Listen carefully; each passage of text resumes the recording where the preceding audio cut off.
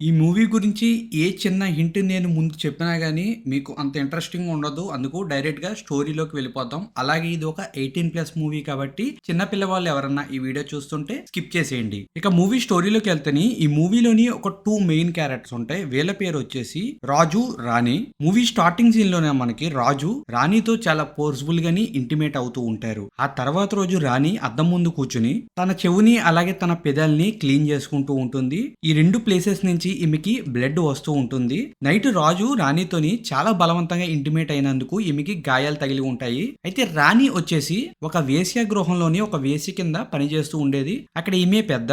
ఆ ప్లేస్ కి రాజు వచ్చినప్పుడు రాణి రాజుకు నచ్చి ప్రతిరోజు రాణితో ఎంజాయ్ చేయాలి అని రాజు అయితే రాణిని పెళ్లి చేసుకుంటాడు. నెక్స్ట్ సీన్ లో రాజు టెండర్ వేయడానికి కలెక్టర్ ఆఫీస్ కి వెళ్తూ ఉంటాడు ఆటోలో కూర్చుని. అప్పుడు ఆటో డ్రైవరు ఆటోలోని ఒక అందమైన అమ్మాయి ఫోటో అంటించుకుని ఉంటాడు. రాజు ఈ ఫోటో ఏంటి ఎక్కడ ఉంది అని అంటేని ఆటో డ్రైవరు అప్పుడప్పుడు నాకు కూడా వేడి వస్తుంది కదా, అది చల్లార్చుకుంటాకైతే ఈ ఫోటో ఇక్కడ నేను అతికించుకున్నాను అంటేని నాకు కూడా ఈ ఫోటోతో అవసరం ఉంది అని ఆ ఫోటో రాజు తీసుకుని తన జేబులో పెట్టుకుంటాడు. ఇక్కడే మనకు అర్థమవుతుంది రాజు ఒక పెద్ద కామాంధుడని. తర్వాత రాజు కలెక్టర్ ఆఫీస్ కి వెళ్లే దారిలోని టాయిలెట్ పోసుకుంటూ ఉంటాడు. కరెక్ట్ గా అదే సమయంలో అక్కడికి రాజు ఇంట్లో పనిచేసే పని మనిషి ఇంటికి వెళ్ళిపోతూ ఉంటుంది. రాజు పని మనిషిని అడ్డంగా ఆపేసి, ఏంటి అప్పుడే ఇంటికి వెళ్ళిపోతున్నావు అంటేని, పని మనిషి నాకు ఒంట్లో బాలేదు అయ్యగారు, అందుకే ఇంటికి వెళ్ళిపోతున్నాను అంటేని, రాజు నీ ఆరోగ్యం నేను బాగు చేస్తాను కదా అని పని మనిషిని తుప్పల్లోకి లాక్కెళ్ళిపోయి ఆమెతో కూడా ఇంటిమేట్ అయిపోతాడు. అయితే ఈ సిచ్యువేషన్ లోని తన తండ్రి పని మనిషితో ఎలా ప్రవర్తిస్తున్నాడు అనేది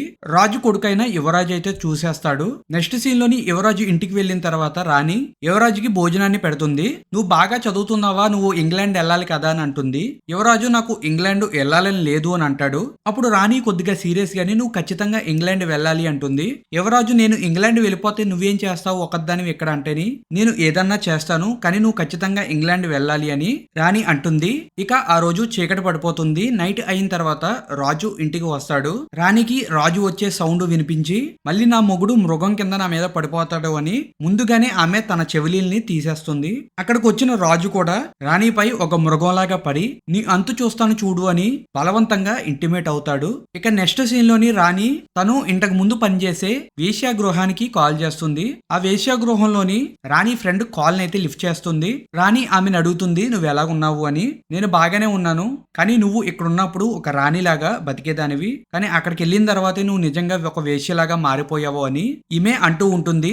అలాగే ఈమె రాణికి ఒక విషయాన్ని చెప్తుంది. నా దగ్గర వేశ్య కింద పనిచేసే ఒక చిన్న పిల్లకి రోగం వచ్చింది, పాపం ఆమె చిన్న వయసులోనే రోగం బారిన పడింది అని చెప్తుంది. నెక్స్ట్ సీన్ లోని రాజు తన మార్నింగ్ నిద్ర లేచి బయటికి రాగానే బయట ఒక కొత్త పని మనిషి ఇంటిని క్లీన్ చేస్తూ ఉంటుంది. రాజు ఆ పని మనిషి వైపు చూసి ఎవరు ఈ కొత్త అమ్మాయి, చాలా అందంగా ఉంది, ఈమెను ఎలాగైనా నేను అనుభవించాలి అన్నట్టు ఆమె వైపు చూస్తూ ఉంటారు. రాజు ఎవరు నువ్వు అని ఆ అమ్మాయిని అడుగుతేని నా పేరు రేఖ అయ్యగారు, నేను కొత్తగా పనిలో జాయిన్ అయ్యాను అని చెప్తుంది.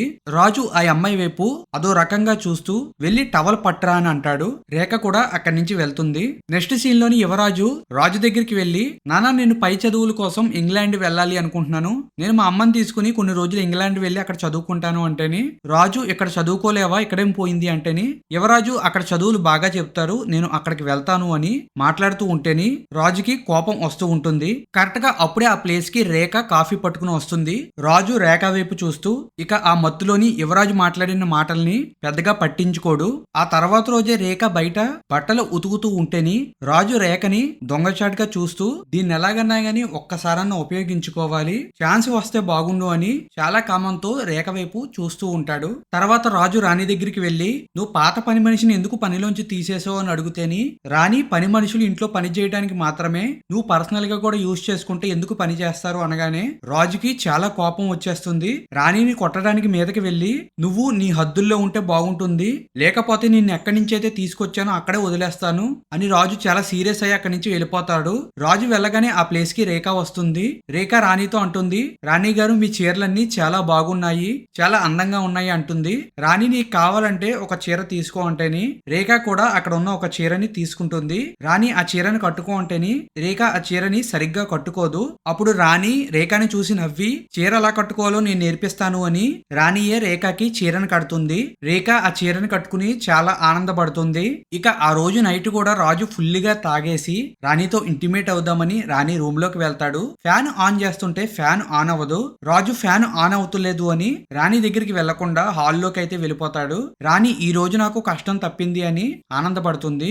ఇక మార్నింగ్ అవగానే రేఖ ఇంటిని క్లీన్ చేయడానికి హాల్లోకి వెళ్ళగానే అక్కడ రాజు కింద పడి ఉంటాడు. రేఖ రాజు దగ్గరికి వెళ్లి అయ్యగారు లెగండి అని అంటూ ఉంటుంది. కానీ రాజు మాత్రం ఫుల్ గా మత్తులో ఉంటాడు. రేఖ రాజుని లేపుతూ ఉంటేని రాణి రేఖని పిలుస్తుంది. రేఖ అక్కడి నుంచి వెళ్ళిపోదామని లెగ్గానే రాజు రేఖ చేయి పట్టుకుంటాడు. మత్తులో ఉన్నందుకు ఒక చిన్న నవ్వు నవ్వి మళ్ళీ చెయ్యిని వదిలేస్తాడు. రేఖ అక్కడి నుంచి వెళ్ళిపోతుంది. తర్వాత రాజు మత్తు దిగిన తర్వాత రేఖ దగ్గరికి వెళ్లి నీతో పని ఉంది రా అని రేఖని తన రూమ్ లోకి తీసుకువెళ్తాడు. అక్కడ రేఖని కాళ్ళు నొక్కమంటాడు. రేఖ కూడా రాజు కాళ్ళుని నొక్కుతూ ఉంటుంది.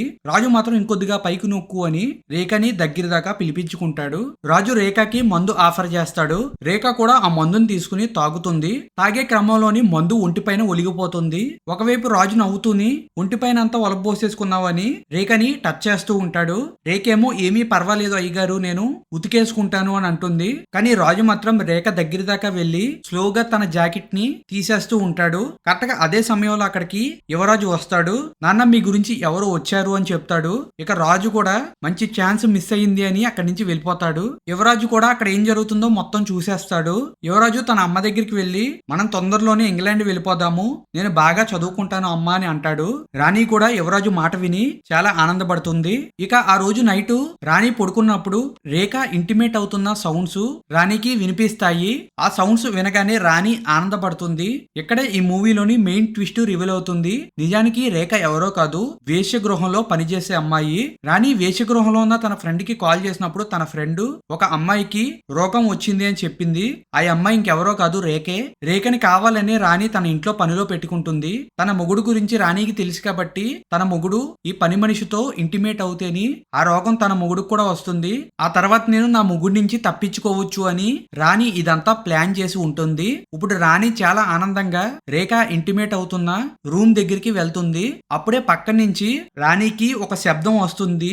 రాణి పక్కకు తిరిగి చూడగానే అక్కడ తన హస్బెండ్ అయిన రాజు తాగి కింద పడి ఉంటాడు. వెంటనే రాణి మొహంలో ఉన్న నవ్వు ఆగిపోతుంది. ఎందుకంటే ఇప్పుడు రేఖతో ఇంటిమేట్ అయ్యేది తన కొడుకు యువరాజు.